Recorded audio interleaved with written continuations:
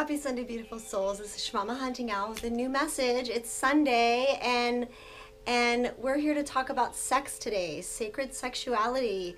So this is something a little different that I haven't talked really very much about with you guys.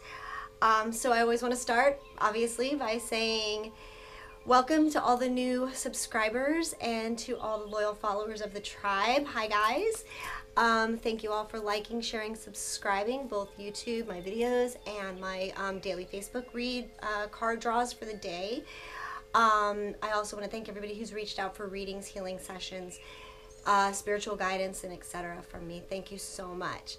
So, okay, I want to start today by all of us just taking a couple deep breaths and taking a moment to just give gratitude.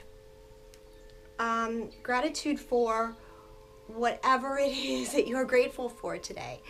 Whether it's the fact that you got up breathing, or that the sun was shining, or that the rain was falling, or that you felt connected with your pets, or that you're thankful for whatever, your kids, for your cup of coffee. Just take a moment and just sit in that place of gratitude and connection to everything around you.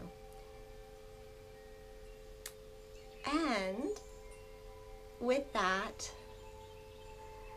let's talk about sex, and let's be thankful for sex, and let's have so much gratitude because the universe, God, source gave us all these beautiful gifts, all these beautiful things for us to experience in this world. We are five, these light bodies, beings, these spiritual bodies in this physical vessel. We took these physical vessels for a reason, to experience life in a completely different way. And part of that is sex and sacred sexuality. And so I want to start with talking about a vision that I had the last few days. And during this period of time, I didn't really understand the vision and the link of what was going on. So let me back up. So a few days ago, I started feeling all this craziness in my sacral chakra. Fire, passion, burning, longing, desire. But it was different. It wasn't that like physical desire. It was very, very different. And lots of weird pains and sensations in my sacral area, my pelvis, pulling, tugging, like I said, fire, but all good sensations. And then I started feeling stuff in my solar plexus, which I talked about in my last video, and a lot of heart stuff came in last night with all of this. But it was like over the last 3 days, it's been like, okay, there's been all of this solar plexus stuff going on. There's been all this sacral stuff, and then this heart stuff just started really big last night for me. And in the vision that I had seen, what I was shown was the divine feminine and the divine masculine in our physical bodies, but you could see our light bodies shining through, and there was a grid. And I wish I had Barbie dolls like Patricia McNeely had to show you guys what this looked like, because it would be so totally cool. So, but I don't. So anyway, but okay. So the divine feminine, let's say, was standing here. This is the divine feminine, and we were standing in a dark space, just a dark space, and we could see ourselves, and we were all standing in rows next to each other. And from above came down this amazing grid, a light grid, very similar to the crystal grid that we talk about all the time, that we anchor to in the 5D and the higher realms. And this grid came down over each of the divine feminine and settled in around our hips, waist area, our lower pelvis area, let's say. Okay, and so the divine feminine is standing there, like this, and there's this light grid right here that drops down over us. And up from the lowers now, the bottom part of the vision is the divine masculine rising through the grid, up through the grid, in front of his divine feminine counterpart, and standing square in front of each other. And again, the grid locks in around the divine masculine in that pelvic region. And there's a complete synchronicity at this point. And the grid then starts to widen. It inflates almost. So where it would come like from like your lower hips, like your tush area, it starts to grow and get thicker and expand, and this light, this crystal thickness starts to grow, and it then encompasses our solar plexus chakra and our heart and our high heart chakra. So it comes up to about here, so it's expanded. So when I got this vision, and then put it together with the pieces of these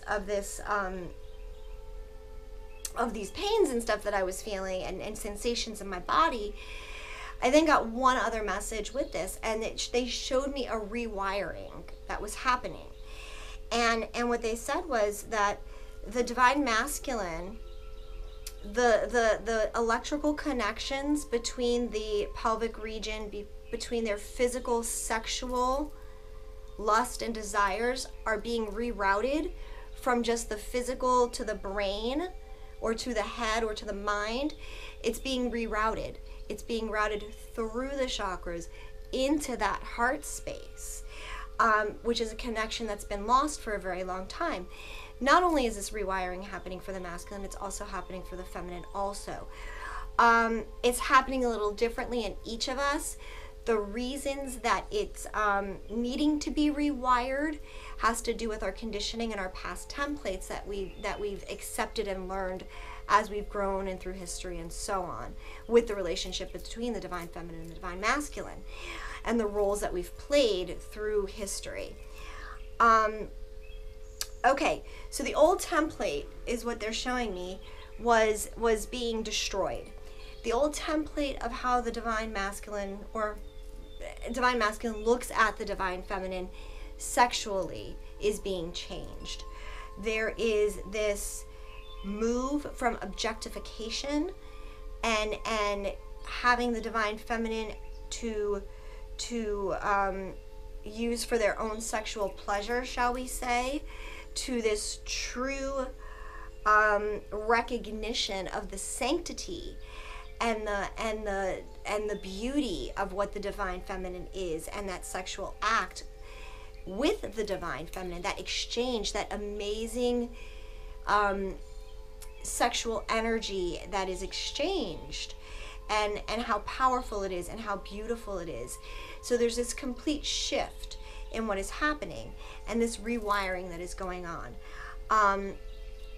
Now, so I want to talk to everybody just briefly also about the fact that there's a great need to keep your chakras clear right now. Keep balancing your energy, keep clearing stuff, keep clearing the negative, keep clearing people out of your energetic fields. It's very important right now.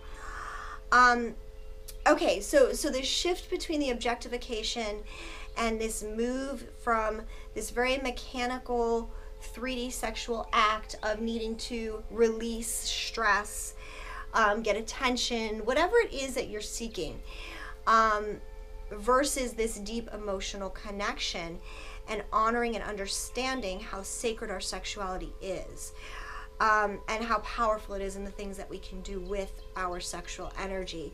When we combine that with our twin, it's just, it's out of this fucking world, right?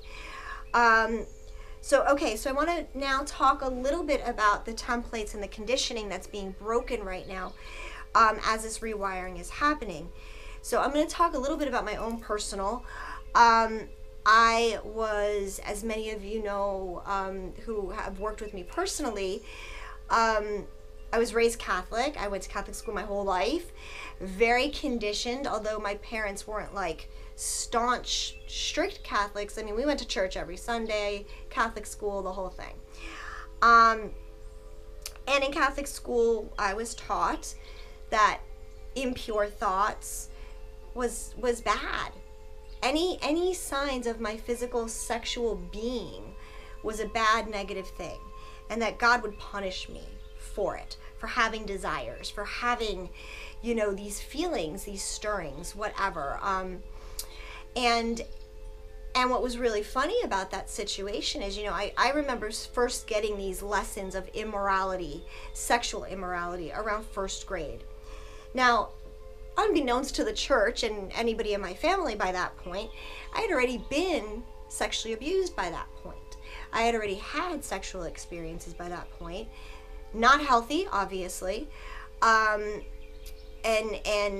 so now, where I didn't know prior to my religious teaching that these experiences were necessarily bad or immoral or shameful or anything like that, because my sexual abuse experiences was different than some other people's. It wasn't necessarily traumatic in the same way that some people's sexual abuse situations are. But anyway, there was definitely trauma associated to that, so I don't want you to think that there wasn't. So let me just clarify that. It definitely caused damage and scarring, but it didn't realize it at the time. So let me just preface that, okay? So then here I am, who have already had these sexual experiences and have learned this conditioned pattern of, well, when this happens, I get attention, and when I get attention, I feel love, and so this must be okay.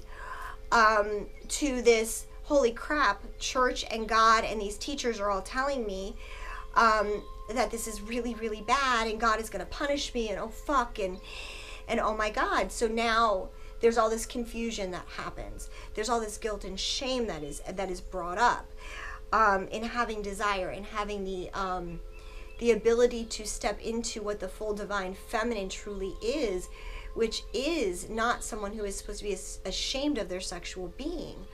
So you know, there's this whole thing that we grow up with. And religion and our own sexual abuse issues are possibly going to be coming up for a lot of us right now. So that's why I'm sharing this. As this template is starting to break down, you know, these issues may come up again. Again, these are issues that we've healed. We've cleared the pain and the suffering and all of the emotional hang-ups attached to that. But there's this another level of guilt and shame that comes as we come into a place of really being able to put our soul desires and our physical body desires all together. And this is the same for the divine masculine, who have had rigid religious upbringings, or you know, who were taught by men who womenized women, so on and so forth. So it's the same kind of dynamic on both sides, you guys. Clearing right now guilt and shame around sexuality is very, very important in your energy work. So I want you to remember that. Also, so you know what, actually, let's just kind of take a second and let's just kind of do that. Let's just kind of acknowledge that we all have had some sort of hang-ups sexually that we've had to overcome, and let's acknowledge that those were not our hang-ups. They were hang-ups that were attached to us by society's standards, and that they do not, we no longer need to hold on to that anymore. And let's just release that and replace it with nothing but love. Okay? Okay. So, all of this sexual stuff now brings me to dating. Okay? And so many people right now in the community are at this place where they're like, well, you know, if somebody comes along, is it okay to date? Is it not okay to date? Is it, what's the rules when you have a twin that's, or with a karmic still, and am I single? Am I not single? What do I do? And I have to say, for every one of us, it's different. We all choose our journey, our path on this journey. So I have to say that whatever you choose is your path. There is no good and bad anymore. These are polarities, these are dualities that we are breaking down. We are like getting rid of good or bad, knowing that whatever happens, whatever we choose, is what is supposed to happen at that point in time. That's living in the moment, that's living in the now. So if you decide to date, if you decide to go have sex with somebody else, go do it. Learn your lessons, do what you gotta do. Me personally, I am not, quote unquote, waiting on my twin. I do not date, however. I have not been intimate with anybody but my twin. It is my choice. It is not for any other reason than I honestly and truthfully don't have any desire or attraction for anybody else but my twin. To me, he is everything. And even if he's not at that spiritual place yet, or that level that we can be together and share these experiences on a regular basis, I'm good with that. I'm good with that. I'm a big girl. I can take care of myself when it comes to any of that physical stuff that I might be needing. I don't have to get that from him. That's about me being in my own wholeness and being able to take care of myself too, even sexually. So understanding and honoring that everybody's choice is their own. I always just ask and question, or ask you guys to question yourselves as to why you're choosing to date outside or have a sexual encounter with another person that isn't your twin. To just look at it as to what are you getting from it, okay? I know for me personally that when I did back early in this journey, before I was really sure and I did date. I did try to have relationships with other people, physical relationships, fun, whatever, you know, and it didn't work for me. It didn't work because I found myself seeking attention because I was lonely, because I wanted companionship. I wanted that closeness with someone I couldn't be with. So I hung out with people who I knew weren't really feeding what I really wanted, which was love, which was this true divine connection with somebody. You know, hookups are easy. Physical getting off is easy. It's making that deep emotional connection, and I think that that's something that for me personally is super important. It's not something I've experienced a lot in my life, in my relationships. And for me, I set my goals as I can go hook up with anybody. I can go pick up Joe Blow at a bar and get laid. I don't want that. I want that deep emotional connection through my sexual experience that I can have with somebody. And I want somebody who's going to be at my place. And so I choose to not engage in relationships with other people at this point. I also don't think it's fair to the other person because I already know that whoever that other person isn't my twin. So as soon as my twin walks in the door and is ready, I'm going to leave that other person because I know what I want, and that's my goal. So I ask you guys just to kind of look at, are you trying to just get attention? Are you trying to feed loneliness? What are you getting out of that connection, that sexual interaction with that other person? Now, I'm not going to say that I don't flirt with people. I don't sexually joke around with people. I can tell you there are so many amazing, wonderful, divine feminine males in this tribe, in this soul family, that I joke around with all the fucking time. And they're beautiful and they're attractive and they're amazing guys. There is no sexual connection that I would want other than my twin. So I just want to make that really clear because if you're looking outside of yourself for that connection, that shows areas you still need to heal. You're looking to fill a place of loneliness. You're looking to fill a place of love that you don't have for yourself, that you're looking for outside of somebody else. So just think about it, you guys. Do what you want. I just wanted to put it all out there. Understand that right now we are seriously going to be purging these energies. This month of June has got some amazing, beautiful, great things that are happening. The energies are going to be like, I feel like day to day, like today's going to be great, tomorrow might suck, so tomorrow might be a healing day, the next day will be great, your energy will be back up. We're going to be going back and forth like that through this month very quickly, day to day, day to day, day to day. So you've got to ride with that and understand that we are really pushing toward the finish line here for a lot of us. The end of June is going to be huge. Huge. I'm just going to say it's going to be really big for a lot of the twins. A lot of unions, a lot of reunions happening. Okay, also what I did want to say was the thing that made me realize that this message was not just for me and so important for you guys and something I wanted to turn you guys on to when we talk about all of this is that before I went to bed last night, I've been having these visions for a few days, and then before I went to bed last night, I went on YouTube and I looked up a meditation to listen to like I always do, and there was this person that I hadn't really listened to before, and the channel is called Created by Indigo, and it's all one word. And she had a meditation transmission, shall we call it, that was just titled Unification Templating Prologues of Return. And when I put it on, as soon as I listened to it, I realized that this was exactly what was happening in the visions that I had for this week, the messages that I was getting myself. And then so I knew when I woke up this morning, I was like, oh wow, I wonder if I'm supposed to share this with everybody. And I woke up and a dear friend also sent me the same YouTube video to watch. And I said, okay, so I definitely know that this message is for you guys. And for all of us, because this is really important to clear this energy. This is what's going to get us into our sacred unions. I also just briefly want to just talk about sacred sexuality and what it looks like. So many of us have heard of Tantra and things like that, and we've read books and things about, you know, articles about this, you know, seeing God and the stars and the universe and all of this when we're having sex.